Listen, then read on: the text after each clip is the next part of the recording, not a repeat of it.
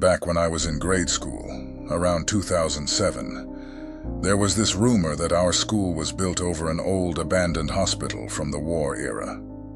Some of the older students claimed that strange things would happen around the campus, but we never really paid much attention to it, until something happened to me and my friends. One day, a few of us decided to hang out in this old, unused classroom in the far wing of the school. It was kind of forgotten by everyone, with dusty desks and a cracked window. The perfect spot for us to play during breaks. There were 4 of us that day. Let's call my friend Melissa, who wasn't feeling like playing, so she sat near the broken window, taking selfies while the rest of us played hopscotch. As we were playing, I saw someone out of the corner of my eye walking by the door. I thought it was Melissa, just wandering around, so I moved aside to give her space. But when I looked again, Melissa was still sitting by the window, glued to her phone. I paused for a moment, feeling a chill down my spine, but I brushed it off, thinking maybe I was just seeing things. Suddenly, Melissa let out a scream. She was shaking, holding up her phone. We all rushed over to see what happened. Her face had gone pale. She had taken a photo just moments before, but there was something wrong.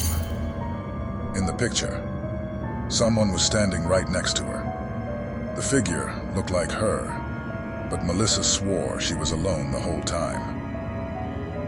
"Wasn't that you who walked past us earlier?" I asked her.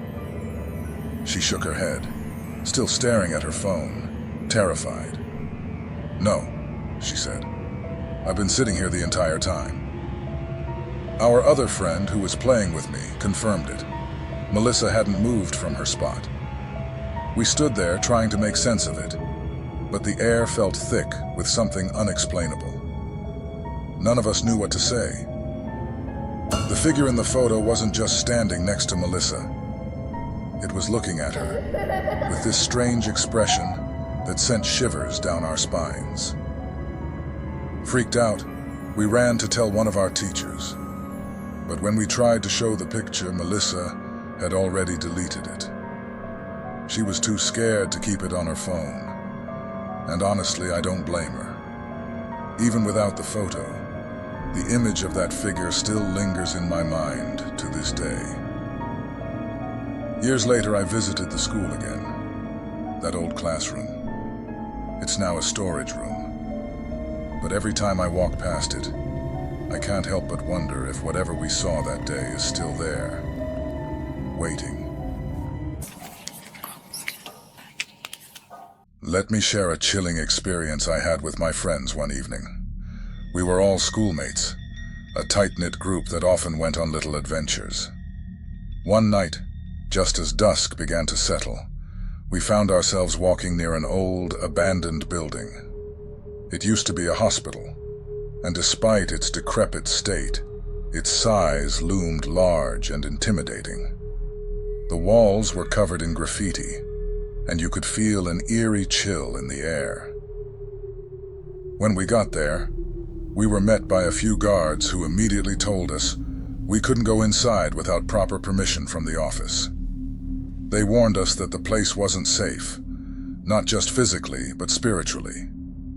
One of my friends, always curious, asked the guards if they had ever experienced anything strange. The guards, without hesitation, said they had. They'd seen things, felt things, but had grown accustomed to it. That only fueled our curiosity. So when the guards weren't looking, we decided to sneak in. Originally, we were a group of over 30, but only about 12 of us had the guts to actually go through with it. The rest stayed behind, too scared to even step foot inside. It had rained earlier that day, so the ground was slick with water as we made our way around the back.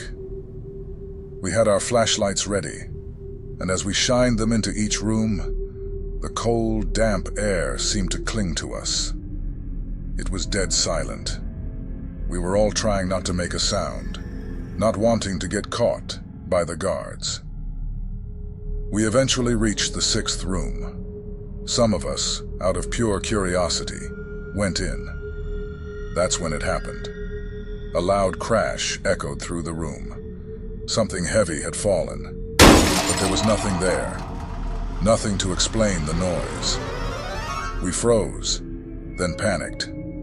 Some of us screamed, and the tension was so thick that you could almost feel the air shift.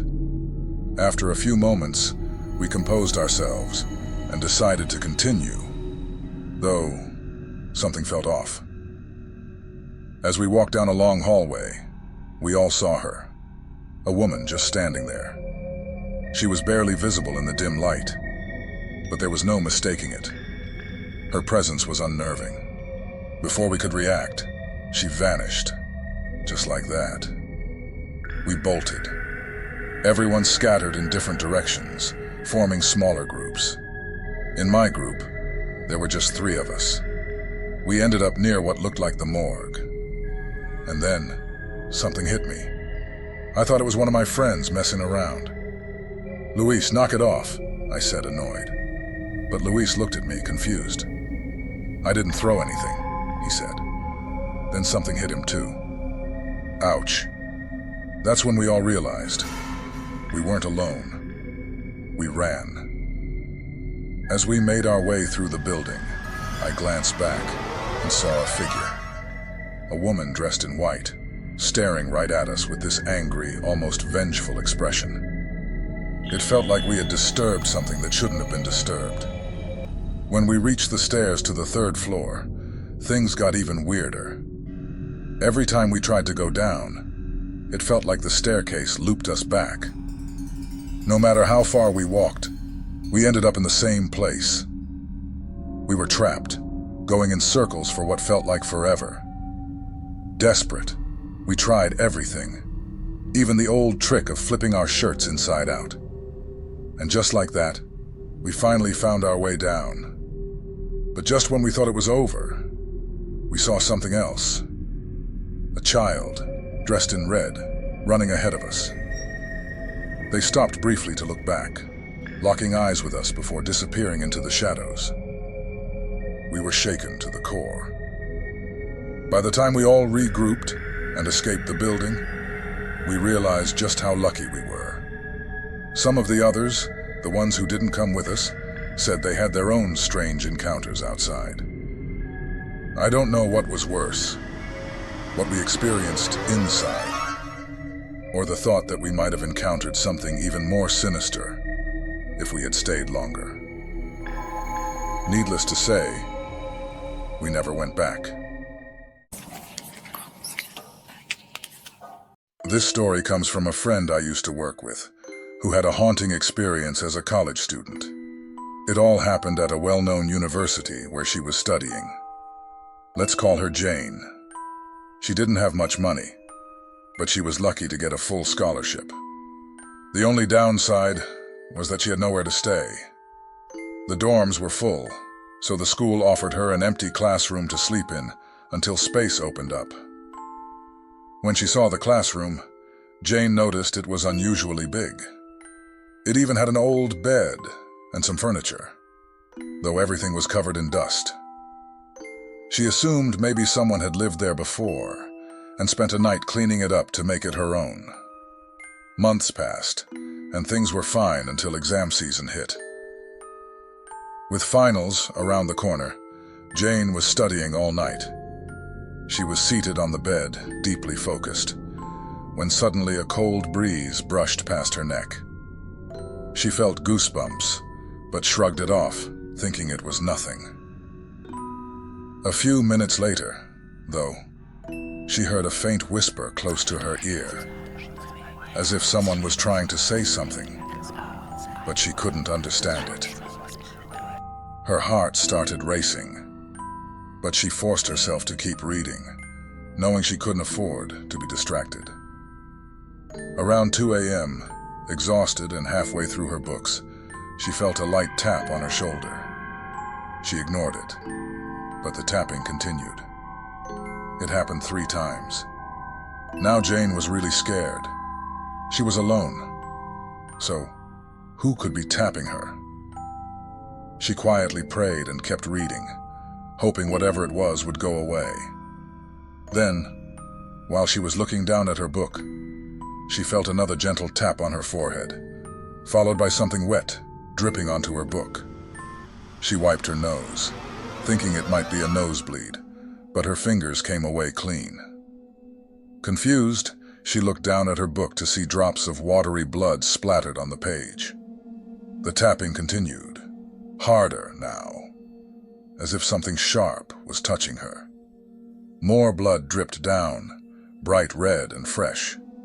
Too frightened to ignore it anymore, she finally lifted her head to see where it was coming from. Directly above her, there was a woman hanging, swaying from the ceiling.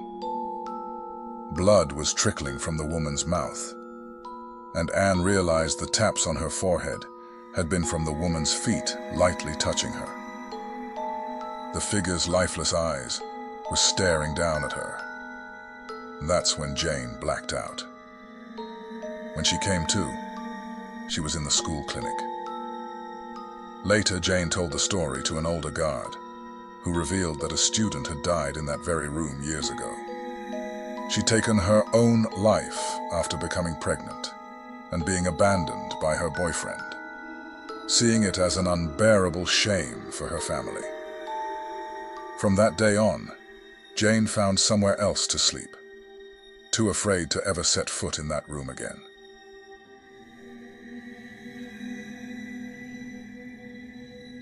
If you're craving more spine-chilling tales, join us for more haunting mysteries and horror stories. Don't forget to hit that subscribe button and turn on the notifications.